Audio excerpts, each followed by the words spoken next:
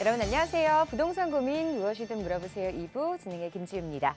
자, 정부가 재건축 규제를 크게 완화하는 내용의 노후 신도시 특별법을 내놓으면서 리모델링을 추진하는 단지들의 셈법이 조금 복잡해졌습니다. 이 사업 현장 진행되고 있는 단지의 주민들 사이에서는 사업성이 더 좋은 재건축 쪽으로 방향을 틀자는 의견과 또 언제가 될지 모르는 이 재건축에 시간을 낭비하지 말자는 견해가 팽팽히 맞서고 있는데요. 자, 과연 어떤 사업이 더 메리트가 있을지 오늘 이 시간 함께 하시면서 노후 신도시 특별법에 관한 자세한 이야기들 체크해 보시기 바랍니다. 자, 2부에서도 여러분의 참여를 기다리고 있습니다. 부동산 관련한 고민 상담 전화와 문자로 신청받고 있는데요. 02-2638-3971번으로 전화 주셔도 되고요. 문자 편하신 분들은 샵 3989번으로 보내주시기 바랍니다. 자, 부동산 고민 무엇이든 물어보세요 2부 시작하겠습니다.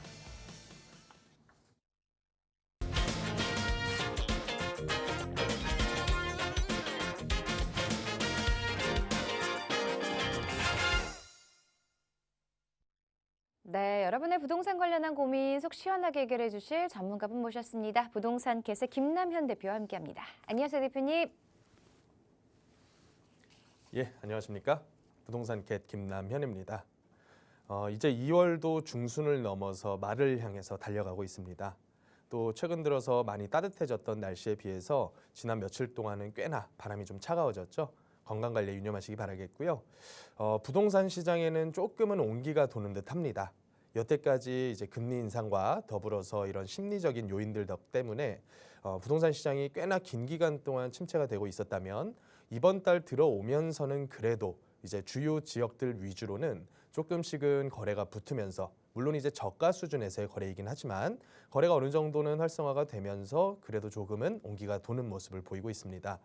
앞으로는 이제 시장의 어떤 흐름과 정부의 정책과 서로 엇박자를 낼 가능성이 굉장히 크다고 보여지는데요. 정부 입장에서는 계속돼서 침체되는 이런 건설업과 부동산 관련 산업들의 침체를 막기 위해서 계속되는 부양책을 펼칠 것이지만 또 반대로 금리라던가 여러 가지 경제 전반에 대해서는 아직은 물가가 완전히 잡혔다는 시그널이 보이지 않기 때문에 계속해서 긴축의 모습을 보일 것 같습니다. 그래서 이러한 시장 속에서 우리 같은 개인 투자자들이 어떤 식으로 유연하게 대처를 하면서 또 지금 온 기회는 굉장히 큰 기회라고 저는 보고 있거든요. 여태까지 매수를 서두르지 않고 신중하셨던 분들 위주로는 꽤나 많은 그런 거래라던가 매입을 통해서 투자 수익을 극대화할 수 있는 기회가 오고 있다고 보고 있습니다. 그래서 이어지는 정부의 이런 부양책에 많은 관심을 기울이실 필요가 있겠고요. 또 지역별로도 이번에 발표된 1기 신도시 같은 노후 계획 도시에 대한 특별법과 더불어서 상당히 많은 투자 지역들이 공개될 것으로 보고 있습니다. 그래서 항상 관심 기울이시고 혼자 해결하기 어려운 고민들은 저와 의논하시면서 풀어나가시기를 바라겠습니다. 자, 계속해서 달라지는 정부의 정책들 때문에 또 고민을 많이 하고 계신 분들, 좀 헷갈린다 하시는 분들 계시죠. 망설이지 마시고 저희와 함께 하시면서 해결책들 그리고 투자 전략들 새롭게 잘 써 내려가시면 좋을 것 같습니다. 전화번호 02-2638-3971번이고요. 문자 상담 샵 3989번으로 받고 있습니다. 자, 그럼 첫 번째 시청자분 전화 상담 먼저 연결해 보겠습니다. 안녕하세요. 네, 안녕하세요. 네, 반갑습니다. 자, 우리 시청자분 어떤 고민 해결해 드릴까요? 저희 지금 그 사는 지역이 안산시 원곡동 백산 아파트인데요. 네. 그 집을 언제 팔면 좋은지 그런 좀 전망에 대해서 물어보려고요. 매도 타이밍 궁금하신가 봐요. 네. 자, 여기 지금 거주하신 지는 얼마나 되셨을까요? 네, 3년 조금 넘었어요. 3년 정도 가지고 계셨다고요. 네. 알겠습니다. 안산시 원곡동 벽산 아파트 언제쯤 매도하면 좋은지 전망에 대해서 전문가와 함께 의견 들어보도록 할게요. 안녕하세요. 네, 안녕하세요. 예, 반갑습니다. 네, 반갑습니다. 네. 전문가님. 네, 시청자님 안산 오랫동안 거주를 하셨나요? 네, 지금 살고 있는 집은 한 3년 반 정도 살았고요. 예. 그 전에는 맨 그 옆에 살았는데 하여튼 한 10년 넘었어요. 모두 산 지는요. 네, 지금 집을 매수하시고 나서 이제 매수한 타이밍이 꽤나 괜찮았어요. 네네. 그래서 사시고 나서부터 본격적으로 집값이 좀 올라줬죠. 네네네. 예. 근데 최근에는 어떤 것 같으세요? 최근에는 집값이 많이 떨어졌고 정상적으로 매매하는 것도 없고 그냥 급매만 그렇죠. 하고 있는 거예요. 그렇죠. 네네. 그러니까 이제 코로나 오고 나서 올랐던 집값 상승분을 거의 네. 다 반납을 해버렸어요. 네. 그러니까 맞습니다. 현실적으로는 나는 그 돈을 구경도 못했는데 집값은 다시 막 회귀를 하고 있단 말이에요. 네, 그러니까. 그러니까 최근에 저한테 문의 주시는 거의 대부분의 분들이 하시는 질문이 지금이 매도 타이밍이냐 이런 질문을 하세요. 네네. 왜냐하면 조금 더 지나버리면 내가 산 값보다도 더 떨어질 수도 있겠다는 걱정이 좀 되시나 봐요. 그 당연하죠. 네. 근데 지금 상황을 저는 어떻게 보냐면 일단은 한 차례 큰 쇼크가 와가지고 덜컥 주저앉기는 했어요. 네네. 근데 이제 안산처럼 조금 수도권 외곽 지역들 말고 서울에서 주요 지역들 있잖아요. 강남권이라던가 용산권역이라던가 네. 이런 지역들이 이번 달부터 조금씩은 거래가 누적이 되는 모습이 좀 보여요. 아, 좋은 소식이네요. 그렇죠. 그러니까 이제 뭐 계절적인 요인도 물론 있겠죠. 언제나 이제 네. 거래가 많은 날이 이제 뭐 연초라던가 아니면 가을 이사철이라던가 요때 많이 네네. 집중이 되지 않습니까? 네. 그래서 그런 요인도 물론 무시는 할 수 없겠지만 이제 가격이 빠진 그 퍼센테이지 자체가 가지고 계신 아파트도 지금 한 5억 선까지 거래가 됐다가 최근에 네, 이루어지는 예, 그렇죠. 5억 선까지 거래됐었죠. 네, 맞아요. 최근에 이루어지는 거래들 보니까 한 3억 중반대 되는 것 같아요. 그 정상이 아니고 제가 볼 때는 금매 같은데요. 그러니까 어찌 됐건 가격은 한 1억 5천 빠졌다는 얘기거든요. 네, 맞습니다. 그러니까 퍼센테이지로는 못해도 30% 이상은 조정이 되다 보니까 여기뿐만이 아니라 모든 지역이 다 그래요. 그러면 일반적인 자산 시장에서 30%의 가격이 빠졌다는 거는 한 번쯤은 여기서 반등하는 그런 이제 효과가 나타나줘야 돼요. 네. 점프를 가격적으로 해줘야 된단 말이죠. 네네. 근데 이제 제가 아까 전에 주요 지역들이 거래가 좀 누적되고 있다 이런 말씀을 드렸는데 그런 지역들 역시 거래되는 가격이 오르면서 거래가 되진 않아요. 네네. 그냥 요 정도 수준에서만 거래가 조금씩은 늘어났다 뿐이거든요. 그러니까 우리 시청자님 말씀하신 것처럼 금매만 일부 소화가 되고 있는 상황이다. 예, 예. 근데 이것도 물론 나쁜 소식은 아니에요. 왜냐하면 지난 몇 달 동안은 금매도 소진이 안 되니까 급금매가 나와버렸었거든요. 아, 그렇죠. 그래서 만약에 이제 매도를 할까 어쩔까 고민하시는 분들은 이번 이사철에 조금은 저가이긴 하지만 거래가 될 수 있는 환경은 일부 조성은 될 거다라고 봐요. 예. 물론 이제 지금도 이미 되고 있고요. 근데 네. 문제는 뭐냐면 내 아파트는 아직도 내 머릿속에 5억짜리란 말이죠. 예, 예. 팔기가 아깝단 말이에요. 그러면 그렇죠, 예. 이제 더 기다려볼까 이런 생각을 하시는 분도 계실 거예요. 근데 저는 현실적으로 짧은 몇 개월에서 뭐 한 1년여 가량 요 기간만 놓고 보자면 반등이 굉장히 세게 나와서 가격이 뭐 5억을 회복한다거나 이런 움직임은 좀 그런 어렵지 일은 없을 않을까. 것 같은데요. 좀 어렵다고 저도 생각을 해요. 네, 어려운 건데. 네. 그래서 제가 봤을 때는 지금 만약에 급하게 파셔야 되는 상황이라면 한 3억 중반대 정도를 머릿속에 넣어 놓으셔야 되지 않을까 이렇게 생각이 좀 네. 들거든요. 네네. 그럼 시청자님께서는 꼭 이 아파트를 팔고 떠나셔야 되는 이유가 있으세요? 제가 재건축을 해서 이쪽에 지금 예. 이사 왔어요. 예. 그 이제 3월 달이면 재건축이 이제 입주가 가능해요. 그래서 어떤 이제 걸로 아파트죠? 가려고 이거를 팔려 하는 거예요. 어떤 아파트 재건축 입주인가요? 그거 프리파크 있잖아요. 대우건설 프리파크요. 바로 옆에요. 한 500m, 600m 정도밖에 안 아, 돼요. 바로 옆에 있는 아파트인가요? 네네. 이거 바로 길 건너 갔네요. 예, 한 푸르지오 500m. 브리파크라고 되어 있는 것 같은데 예, 맞아요. 맞아요. 여기가 제 기억으로 무슨 연립이 있었던 자리거든요. 예, 연립일대에 거기에 네. 살다가 거기 살다 그 7년 살다 이쪽으로 이사 간 거예요. 조합원으로 계셨구나. 네네. 그러면 여기가 이제 좀 있으면 입주한다는 말씀이시네요. 예, 3월 달부터예요. 예정일은 이제 3월부터 잡혀 있거든요. 예, 예. 여기 몇 평짜리로 지금 분양을 받으셨나요? 24평이요. 24평. 들어가서 거주하실 거죠? 네, 지금 거주하려 네. 하는데 이 집을 팔아야 그 대출을 갚고 하겠는데 지금 예. 상황이 집값이 너무 많이 떨어져가지고 어쩌면 좋을지 몰라가지고. 예. 그런 상황이시라면 저는 지금 정리하는 게 맞다고 봐요. 네. 왜냐하면 이거 지금 가격에 팔기 아까워서 더 끌고 가다가 네. 대출 이자로 내는 돈이 더 클 것 같아요. 예. 그렇지 않겠어요? 대출 이자가 모두 네. 한 달에 한 150만 원 나오는 것 같은데. 어이구, 그것도 세죠. 대출 그렇죠, 금액이 대단히 많진 세죠. 않을 테니까. 네. 이게 보통은 이제 잔금일로부터 뭐 한 60일이라던가 뭐 45일 이렇게 딱 정해 놓잖아요. 네. 입주 기한을. 그래서 네. 그 안에 일단은 잔금을 치러야 되잖아요. 그렇죠. 그러면 네. 그때부터 잔금 치르면 내 개인 대출로 잔금 대출 전환이 된단 말이에요. 네. 그러면 지금 금융 상황이 보통 주담대 금리 자체가 거의 6% 가까이서 형성이 되죠. 그렇죠. 싸게 예. 받는다고 하더라도. 네. 그러면 한 2억만 대출 받더라도 1년에 이자만 한 100만 원 돈 나올 거고요. 네. 거기다 요새는 이제 원금 거치하는 기간도 없이 원금을 같이 분할 상환해 버려요. 네. 그럼 보통 한 3, 40년 잡잖아요, 만기를. 네. 그러면 1년에 한 5, 600만 원은 원금 상환하는 그런 자금이란 말이에요. 앞으로 뭐 좀 월세 해놓고 뭐 1년 기다리면 안 될까 또 그런 생각도 들고 그러는데.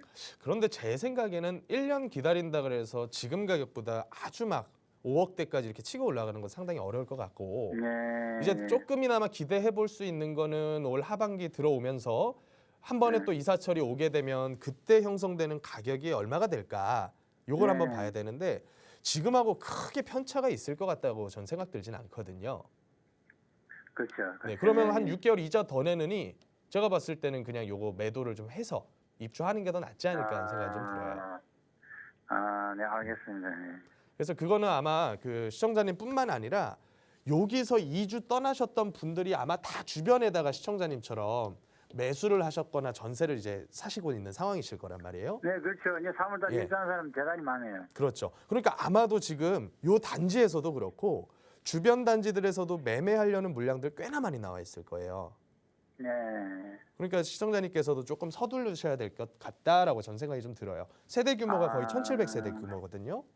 네, 감사합니다. 네, 한번 그렇게 처리를 해보시고 또 안 풀리면 연락 주시고요. 네, 네, 감사합니다. 감사합니다. 네. 네, 전화 주셔서 고맙습니다. 시장 상황이 일단은 단기 회복은 좀 어려운 상황이다 보니까요. 게다가 분양받으신 이 신축 아파트 또 입주를 앞두고 계시니까요. 매도 쪽으로 방향을 잡아드렸습니다. 망설이지 마시고 매도하시고요. 또 다른 고민 있으시다면 전화 상담 다시 한번 신청해 주시기 바랍니다. 자, 계속해서 전화 한 통 더 받아보겠습니다. 안녕하세요. 안녕하세요. 네, 반갑습니다. 자, 시청자분, 반갑습니다. 네, 어떤 고민으로 전화 주셨을까요?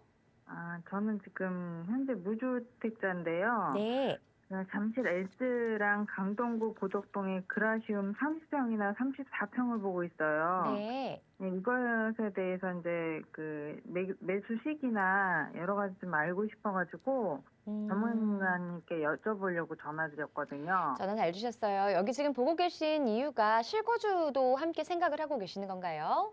처음에는 갭 투자로 했다가 나중에 이제 상황 봐가지고 저희가 들어가서 살 생각을 하고 있거든요. 그러시군요. 당장은 좀 갭 투자로 매수를 하고 싶으시다고 하셨는데 잠실 엘스와 고덕 그라시움 어떤 곳이 조금 더 나은 선택일지 전문가 의견 한번 들어볼게요. 네, 감사합니다. 안녕하세요.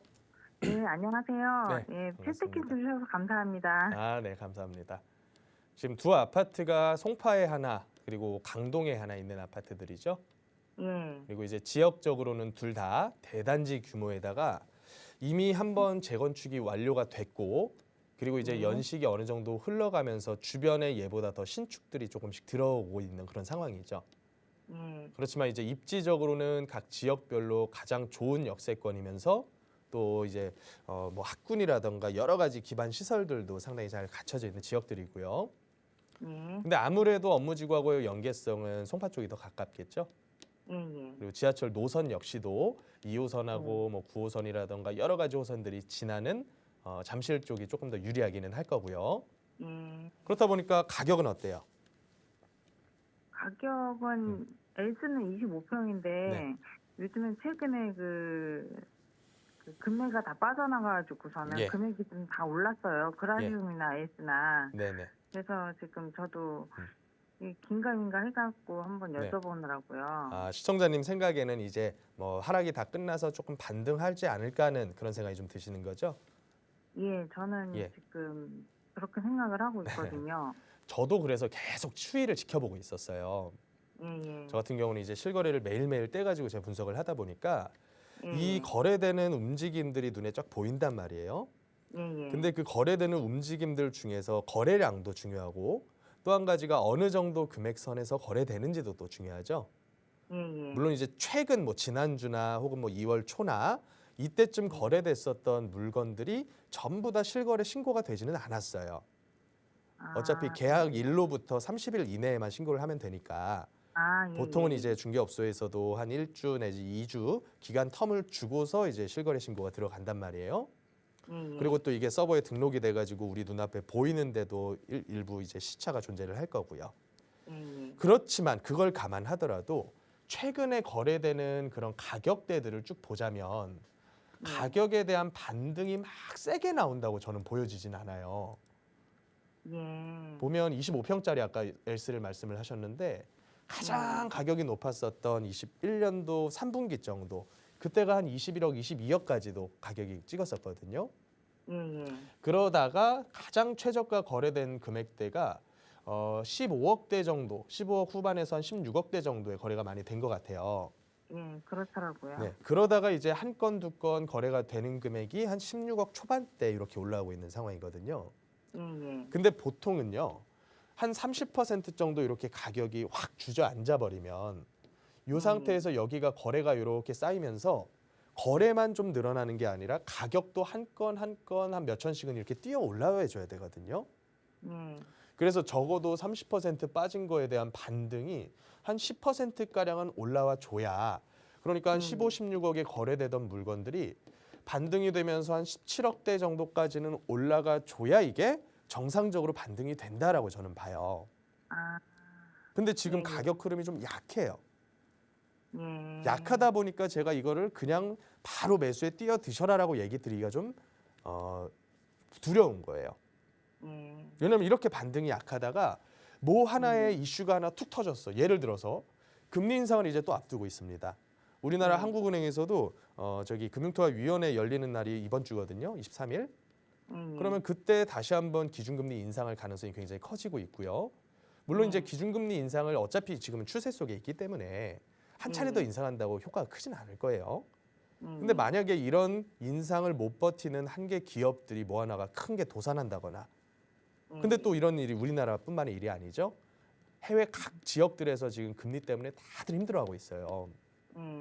그러면 예전에 그랬던 것처럼 어떤 뭐 국가 하나가 디폴트가 된다거나 이런 거를 가지고 저는 경제 위기가 왔다라고 판단을 하거든요. 지금 같은 상황은 그냥 경기 침체고 그러면 그런 쇼크가 하나 딱 발생을 하게 되면 반등이 세게 이루어지고 있지 않은 가격에서는 한 번 더 미끌어내릴 가능성이 굉장히 크다고 저는 보는 거예요. 그러면 그거와 맞물려서 우리가 또 뭘 생각을 해볼 수가 있냐면 최근에 시청자님도 알고 계실 거예요. 이 전세 시장이 움직임이 상당히 크게 나타나고 있어요. 특히나 입주가 몰려 있는 지역들 위주로. 시청자님께서도 아까 전에 뭐라고 말씀을 하셨냐면 당장 들어가서 거주할 건 아니고 일단은 전세 끼고 사는다고 말씀하셨죠. 근데 집값은 곤양저냥 15, 16억대 가더라도 만약에 전세가가 뭐 8억대, 9억대 하던 게 한 7억, 6억대까지 떨어져 버렸어요. 그러면 갭 투자 금액 자체가 확 뛰어버린단 말이에요. 그렇죠. 그러면 이게 이제 투자자에게는 상당히 큰 부담이에요. 왜냐하면 집값이 올라주더라도 내가 초기에 투자한 비용이 너무나 커지면 수익률이 많이 떨어지거든요. 그래서 최근에 이제 전세 시장이 어떤 식으로 움직이고 있나 뉴스에서도 많이 나옵니다. 이제 잠실 쪽은 입주 물량이 없어요. 당분간은. 근데 어디가 많냐면 저 바로 붙어 있는 강남 쪽에 많이 밀집이 돼 있어요. 그래서 아시다시피 저기 개포 4단지 재건축한 아파트 있죠? 거기가 이제 3,000세대가 넘는 규모로 올 한 4월 달부터 입주 예정인데 거기 있는 20평대 전세가 6억대까지 떨어져 버린 거예요. 6억 한 중반대까지 매물이 나와 있었고 또 최근에는 한 6억 초반대까지도 매물이 올라오는 걸로 제가 알아요.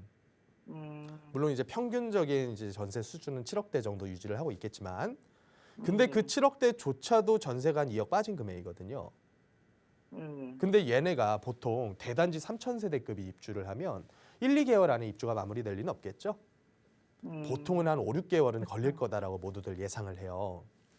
근데 이 5, 6개월 동안 여기가 열심히 입주를 어떻게 해서든 마무리가 되는 모습이 보이면 바로 붙어있는 개포, 여기가 시형 아파트였던 것 같은데 바로 붙어있는 여기에서도 거의 7,000세대 가까운 입주 물량이 내년 초부터 예정이 돼 있어요.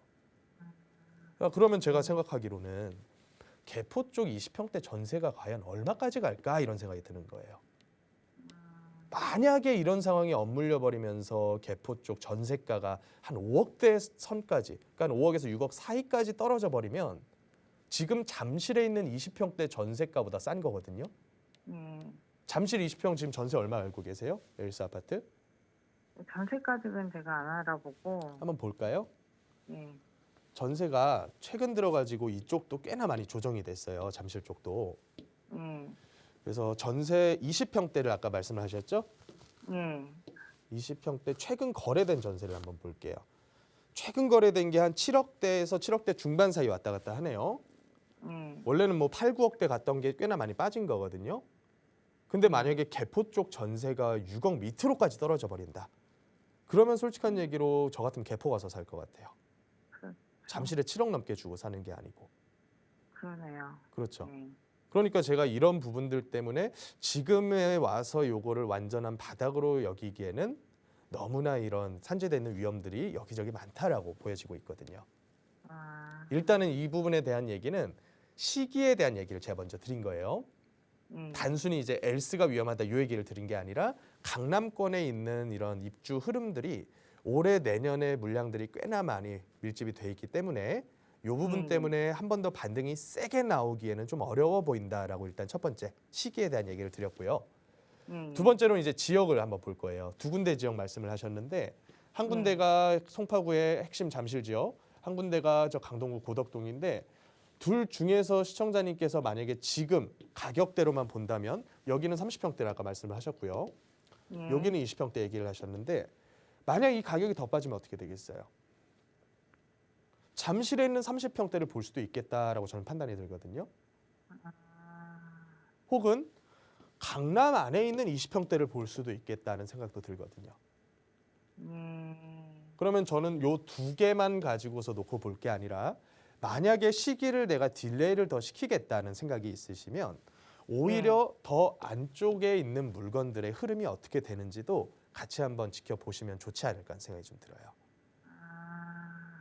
예, 예, 꼭 그 송파 강동에만 사셔야 될 이유는 없으신 거잖아요. 예, 그건 아니에요. 그리고 또 한 가지 제가 팁을 좀 드릴게요. 예, 예, 이제 아파트 값이 떨어지면 아파트라고 하는 상품 자체는 상당히 표준화가 많이 되어 있는 상품이에요. 제가 이렇게 방송상으로도 상담할 때 인터넷 사이트 보면서 몇 평대 얼마, 몇 평대 얼마 이렇게 딱딱 보여지잖아요. 예, 근데 표준화가 안 돼 있는 상품들이 있어요. 그게 이제 재개발에 대한 입주권 상품들이 상당히 표준화가 어려운 상품들이거든요.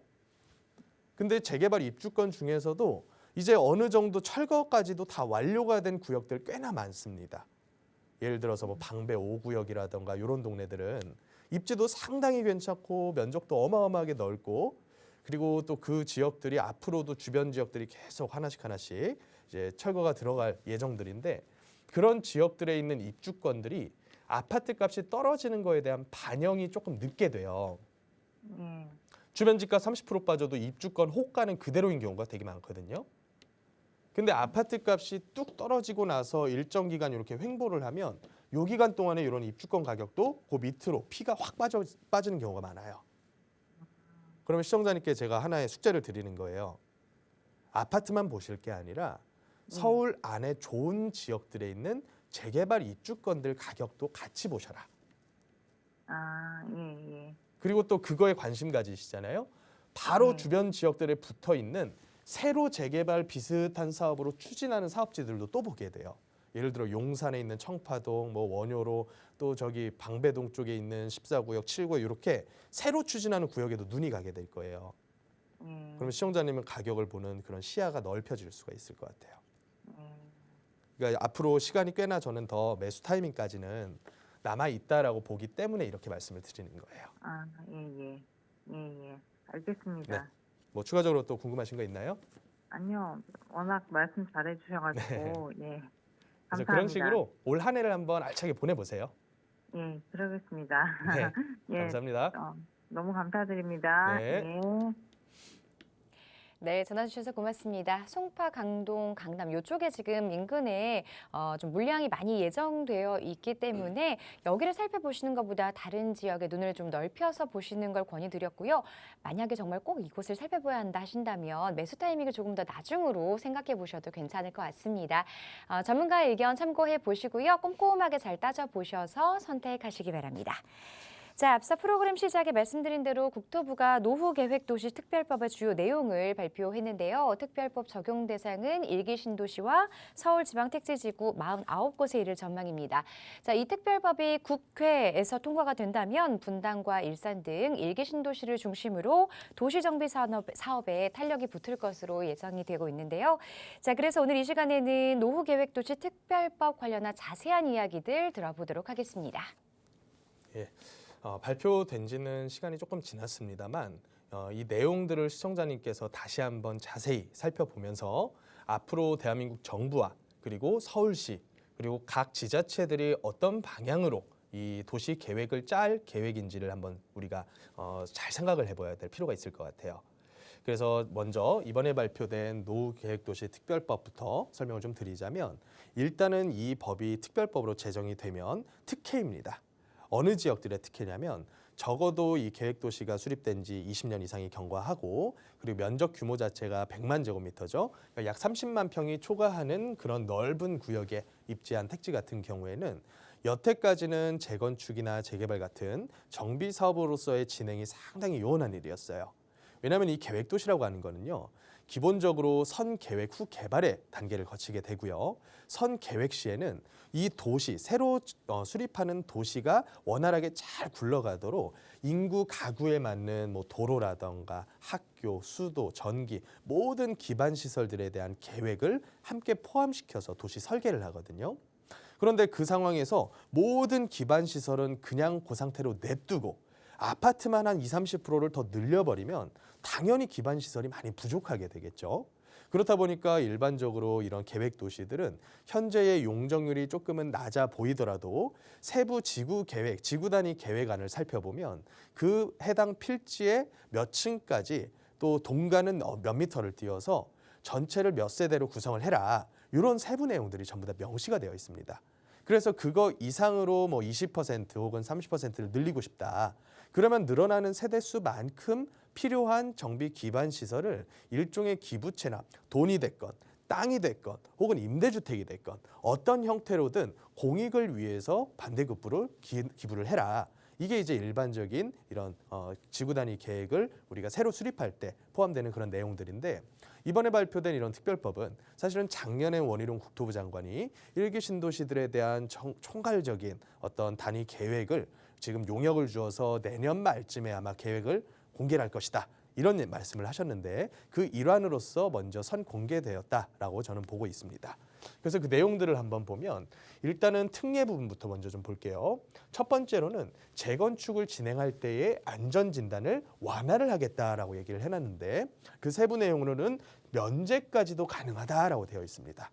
그러니까 최근에 서울에서도 현재 재건축 진행하면서 굉장히 속도가 더뎠던 지역들, 예를 들어 목동이나 혹은 노원구 일대라던가 이런 지역들이 아주 초기 단계인 안전진단부터가 상당히 통과하기가 까다로웠었거든요. 그런데 이런 식으로 안전진단을 심한 경우 면제까지 해주겠다고 하는 얘기는 이제부터는 주택이 얼마나 물리적으로 늙었는지, 얼마나 노후됐는지를 보는 기준보다는 경제적인 판단에 있어서 얼마나 사용하기에 상당히 안 좋고 불편한지를 더 먼저 보겠다. 그리고 이런 부분들에 대해서 경제적으로 만약에 사용하기 불편하고 이 입지를 노후주택으로 썩이긴 아깝다는 판단이 들면 종상향까지도 인센티브를 줘서 더 높게 지을 수 있게끔 더 고밀 개발할 수 있게끔 혜택을 주겠다는 얘기를 이 안에 포함을 하고 있습니다. 그래서 종상향까지도 언급이 되었고 또 인센티브 용적률까지 추가로 주게 되면서 앞으로 서울의 스카이라인을 제가 3종이 50층까지 평균적으로 맞춰질 것이다 라고 말씀을 예전에 드렸었는데 1기 신도시들도 재건축을 하게 되면 거의 대부분 다 그런 형태의 50층 이상의 이제 아파트 단지로 탈바꿈을 할 수 있는 그런 단서 조항이 될 것이다 라고 보고 있습니다. 그리고 또 한 가지 이제 사업성이 증가되는 만큼 과연 얼마나 뺏어갈 것이냐 이 부분이 상당히 중요한데요. 여태까지는 기부 체납의 형태로 이제 한 단계 종상향을 해줬을 때 서울 같은 경우에는 적어도 15% 이상의 땅을 반대급부로 뺏어갔었고요. 또 몇 단계급 예를 들어서 일반 주거지역을 상업지역으로 종상향을 하는 형태의 이런 지역들이 몇 군데 있었죠. 예를 들어 여의도라던가 이런 지역 같은 경우에는 예전 한강 르네상스 계획 때도 25%에서 많은 경우에는 40%까지도 땅을 기부 체납을 받았었거든요. 그래서 이번에 아직까지는 정확한 기부 체납 수준이 어느 정도가 될지는 모르겠지만 예전에 발표됐었던 요 정도 수준에다가는 어느 정도 그 타겟팅을 하지 않을까 하는 생각이 좀 듭니다. 그래서 정비 기반 시설 확충을 목적으로 하는 토지의 기부 체납, 이 부분이 일기 신도시와 노후 계획 도시 특별법의 가장 핵심적인 부분이다. 이렇게 판단을 해볼 수가 있을 것 같고요. 또 이제 추진에 대해서 어느 체계를 가지고 있느냐 보면 기본 방침을 국토부, 중앙정부에서 정해주고요. 각 세부 기본 계획들은 지자체에서 알아서 수립을 하게끔. 그래서 지자체들의 역할도 상당히 중요해지고 있는 그런 상태고, 그렇게 됐을 경우에는 특별 정비 구역을 설정을 해주겠다. 그럼 특별 정비 구역은 뭐냐? 용적률, 용도지역 같은 건축 규제를 완화를 하겠다. 그래서 유일부지확보하고 주택 공급 기반을 마련하겠다. 그래서 용적률 규제를 종상향하겠다는 부분까지 여기에 명시가 되어 있습니다. 그래서 이런 식으로 만약에 분당이 예를 들어서 재건축이 된다. 지금 이제 분당의 가장 빠른 리모델링 단지인 한솔 5단지가 최근에 이주를 앞두고 있는 그런 상황인 걸로 제가 아는데, 이제 만약에 시범 한양 아파트, 서울역 서현역 바로 앞에 있는 시범 한양 아파트가 재건축으로 만약에 추진을 한다. 그랬을 때 종상향이 없는 단계를 가정을 하자면 약 300%까지 적용 용적률을 받을 것이고, 그에 반해서 이때 역시도 일부 기부 체납을 하기는 하겠죠. 한 5%, 뭐 못해도 5%에서 뭐 많으면 10%까지도 기부 체납은 할 것 같은데, 종상향을 해서 400%까지 올리면서 한 15%대 정도의 기부 체납을 했다. 그렇게만 하더라도 분양할 수 있는 세대 규모가 2배 가까이 늘어나는 효과가 나타날 것으로 저는 보고 있고요. 또 일반적으로 이제 사업성을 판단하는 그 주요 지표로 쓰는 비례율 역시도 100%대가 훨씬 초과하는 정도 수준까지는 높아질 것이다. 물론 이제 여기서 우리가 빼놓을 수 없는 거는 단순히 땅만 뺏어가고 끝날 것이냐, 아니면 돈과 임대주택까지도 추가로 뺏어가면서 종상향을 해줄 거냐, 이 부분을 이제 앞으로 우리가 눈여겨봐야겠죠. 그래서 제가 이제 노후 계획도시 특별법에 관한 내용을 먼저 설명을 드렸는데, 제가 이런 얘기를 드리는 거는 분당 가서서 매수하셔라 혹은 뭐 일산 좋다 이런 식의 말씀을 드리는 건 아닙니다. 이제 우리가 크게 봤을 때는 대한민국의 국토 기본 계획이 나아갈 방향을 보여주고 있지 않느냐, 이런 생각이 좀 드는데요. 서울과 수도권만 놓고 한번 보겠습니다.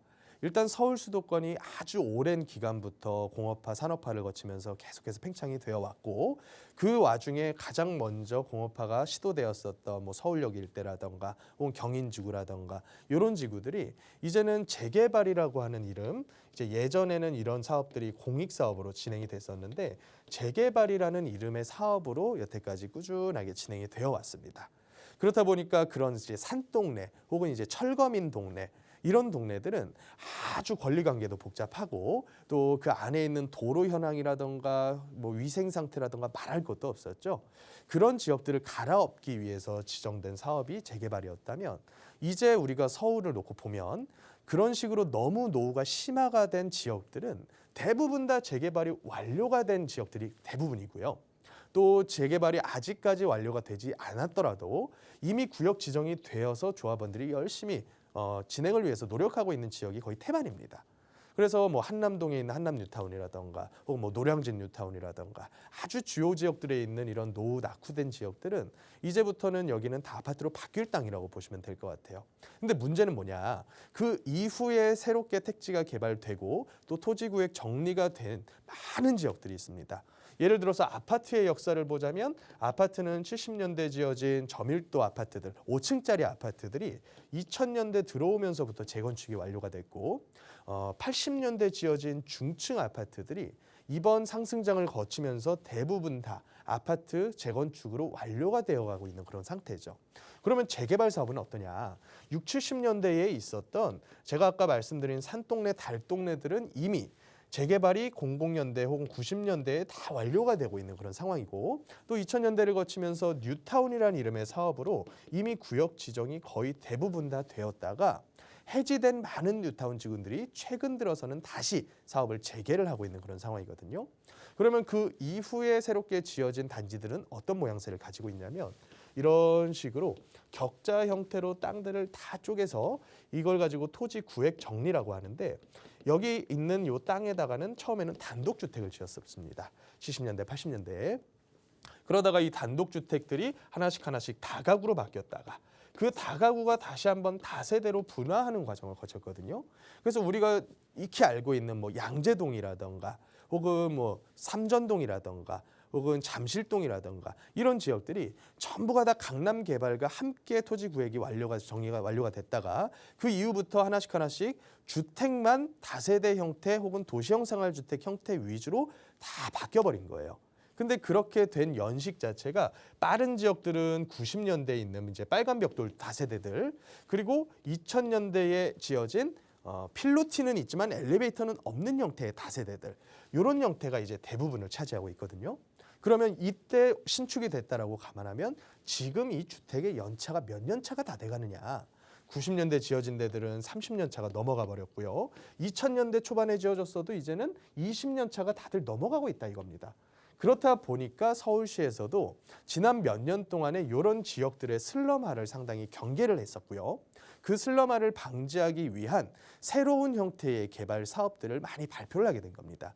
그래서 그 중에 하나가 신속통합기획이라는 형태의 사업이고요. 또 공공재개발, 또 역세권 개발 사업, 또 모아주택에 이르기까지 굉장히 많은 신규 사업들이 국토부와 서울시의 이제 새로운 신규 중점 사업으로 탄생을 했습니다.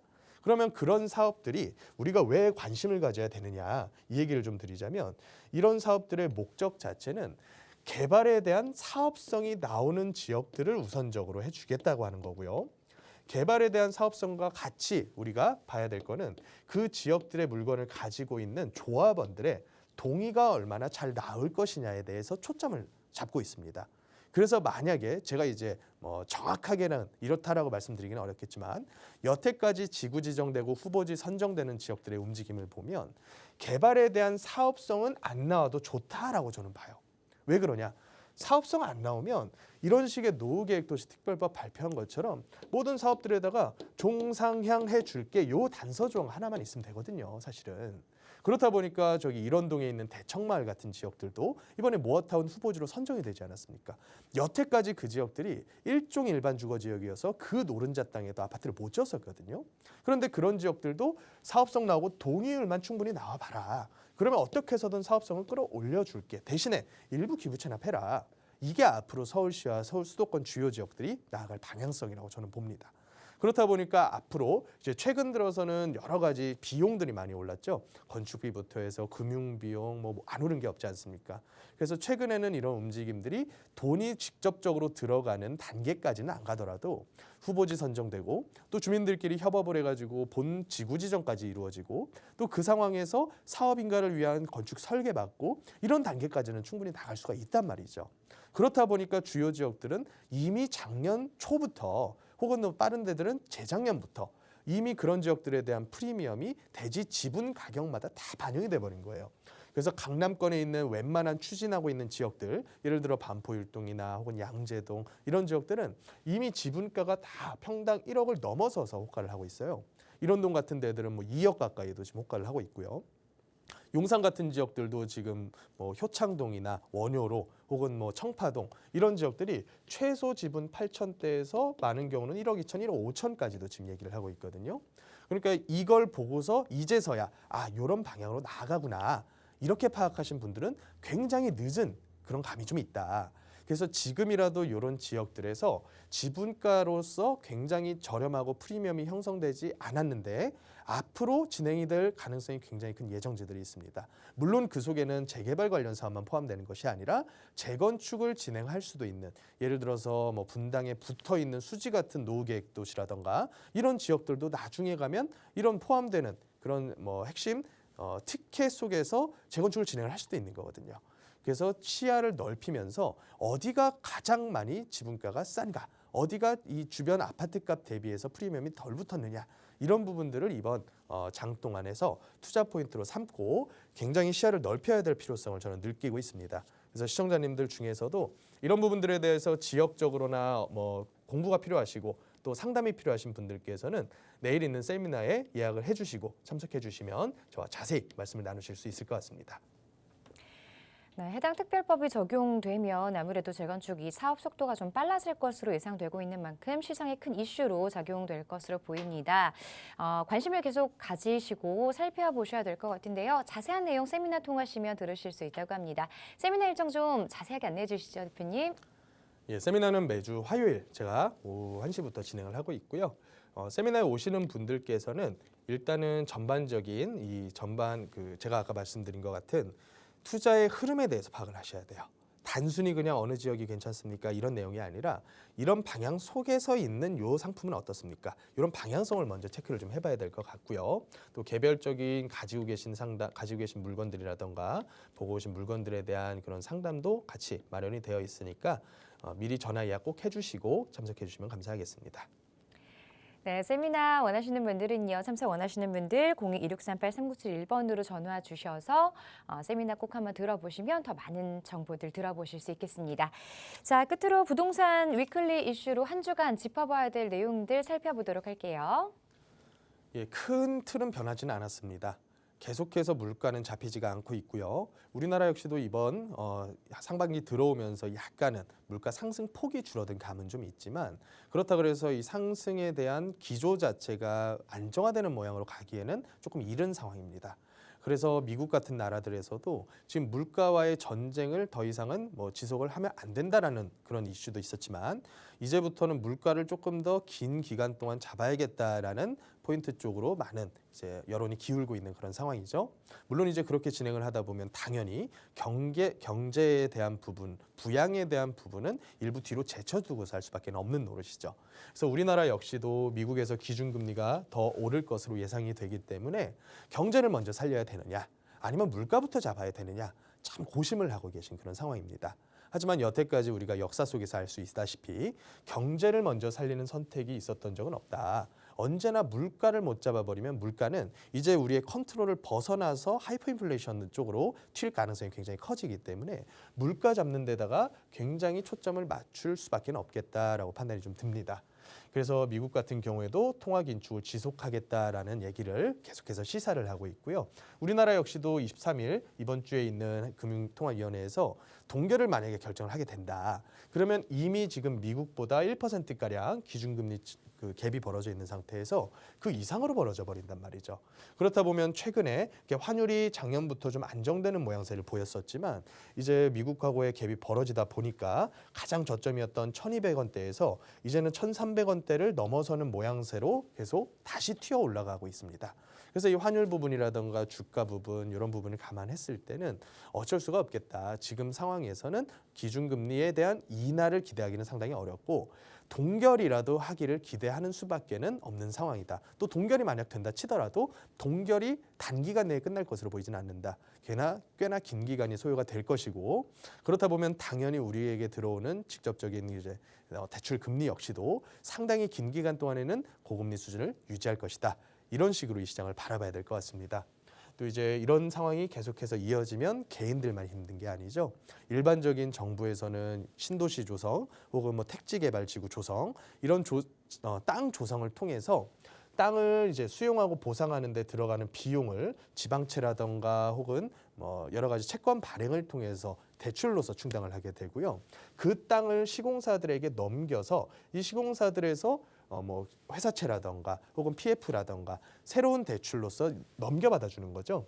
근데 지금 상황이 이렇다 보니까 요 고리가 끊겨버린 상황입니다. 신규 PF가 발행되는 것도 상당히 어렵고 또 그렇다 보니까 분양성도 보장이 안 되는 상황에서 비싼 땅을 사놓을 이유가 없어진 거죠. 시공사들에서.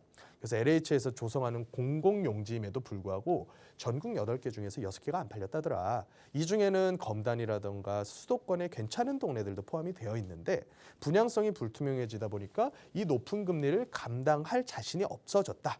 이렇게 판단을 하시면 될 것 같아요.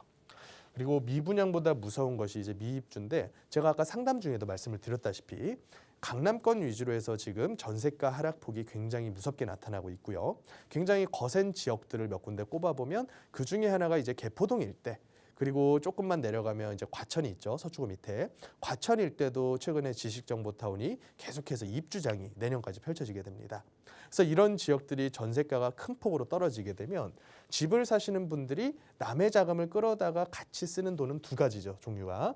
대출을 끌어다 쓸 수가 있고 전세를 끌어다 쓸 수가 있는데 이 중에서 대출은 비용의 문제, 비용이 많이 올라가는 상태고요. 전세 같은 경우에도 전세가가 떨어진다고 하는 거는 만기가 됐을 때 새로운 세입자를 더 싼 값에 맞출 수 있다는 얘기겠죠. 그러면 내가 그 몇천 혹은 몇억 가량의 그 현금 마련을 해야 되는데 그것이 이제 상당히 큰 부담으로 작용할 수밖에 없다. 그래서 이게 뭘 막는 거냐? 갭 투자와 자기 자본을 자기 이제 자가 마련을 위한 수요를 모두 다 막고 있는 그런 상황입니다. 그래서 이사철에 이제 반짝하면서 거래가 이루어지고 있기는 하지만 가격이 반등하는 모양의 거래가 아니라 단순히 저가 매매 수준에서 계속해서 한 건 두 건 이어지는 그런 거래들이 이어지다 보니까 이제 호가를 조금 높이고 있는 상황인 거죠. 만약에 이 높아지고 있는 호가도 많은 수요자들이 몰려가서 잡게 된다면 그제서야 본격적으로 반등을 한다라고 우리가 파악을 할 수가 있을 것 같아요. 그래서 전체를 정리를 좀 해보자면 일단은 지금 상황이 안정화가 되고 있고 매수가 폭발적으로 붙으면서 가격이 점프하고 있는 상황은 절대로 아니다. 그래서 지금 같은 경제적인 기반과 그리고 전세가 하락이 계속해서 이어질 경우에는 올 한 해 안에 굉장히 뚜렷한 모양의 반등은 없을 가능성이 크다. 그러면 매수를 서두르는 것이 아니라 제가 앞서 설명드렸었던 여러 개발 계획들과 관련돼 있는 지역들을 탐색하는 시야를 넓힐 수 있는 그런 때다. 그래서 이런 시야를 넓힐 때는 앞으로 우리가 장기간의 수요가 어느 방향으로 튀는지도 봐야 되는데 그 장기간의 수요를 같이 우리가 봐야 되는 게 바로 인구 가구의 감소입니다. 그러면 인구 가구가 감소하는 시기에 대한민국의 거주 형태가 어떻게 될 거냐? 저는 더 서울 수도권으로 고밀화가 된다라고 보고 있습니다. 그래서 지금 우리가 투자 개념으로서 뭔가를 사고자 할 때에는 아주 서울 수도권에서도 먼 지역들을 떠나서 오히려 더 안쪽에 있는, 오히려 더 중심 지역에 있는 물건들을 사시는 것이 훨씬 더 경제적으로 합리적인 판단이겠다. 이렇게까지 한번 정리를 해보면 될 것 같습니다. 네, 부동산 이슈들 함께 짚어봤는데요. 자, 요즘 같은 장세에는 아무래도 조금 더 많이 고민을 하시고 또 많은 질문들이 있으실 것 같습니다. 세미나 참석하셔서 더 좋은 많은 정보들 들어보시면 좋을 것 같은데요. 세미나 일정 다시 한번 안내 부탁드릴게요. 예, 세미나는 내일도 있고요. 매주 화요일마다 제가 직접 나와서 세미나를 준비를 하고 있습니다. 세미나에 오시는 분들께서는 개별적인 상담도 물론 가능하시고요. 오셔가지고 저와 말씀을 나누면서 전반적인 투자 방향성에 대해서 그 맥을 잡는 게 가장 큰 이익이 아닐까 싶습니다. 어차피 앞으로 지금 뭐 제가 단기간 내에 반등은 좀 어렵겠다라고 판단은 드렸지만 그렇다고 해서 반등이 아예 없을 것이다라고 말씀드린 게 아니거든요. 오히려 반등이 늦게 오면 늦게 올수록 투자를 대기하시는 분들께는 굉장히 더욱더 큰 기회가 온다라고 저는 보고 있습니다. 그래서 이런 기회를 절대로 놓치지 마셔라. 예전에 2000년대 한 2014, 15년도에 왔었던 그런 기회를 놓치신 분들이 그 이후로 얼마나 후회를 하셨습니까? 그래서 앞으로 올 기회를 놓쳐가지고는 이제부터는 대한민국에서 더는 기회가 없을 가능성도 있다라고 저는 보고 있으니까 반드시 이번 기회를 잘 살려보시기를 바라겠습니다. 자, 내일 진행되는 세미나 참석하셔서 부동산 관련한 시장 동향들과 그리고 앞으로의 전망들 함께 짚어보는 시간 가져보셨으면 좋겠습니다. 세미나 참석 원하시는 분들 02-2638-3971번으로 전화 주시고요. 문자 상담 샵 3989번도 계속해서 활짝 열어놓고 있습니다. 자, 이 프로그램은 시청자 여러분에게 보다 다양한 정보를 제공하기 위해 제작한 것으로 해당 부동산의 가치나 가격의 상승 하락은 보장하지 않는다는 점 기억해 주시기 바랍니다. 자, 오늘 오후도 좋은 시간 보내시고요. 저희는 내일 이 시간에 다시 찾아뵙겠습니다. 고맙습니다.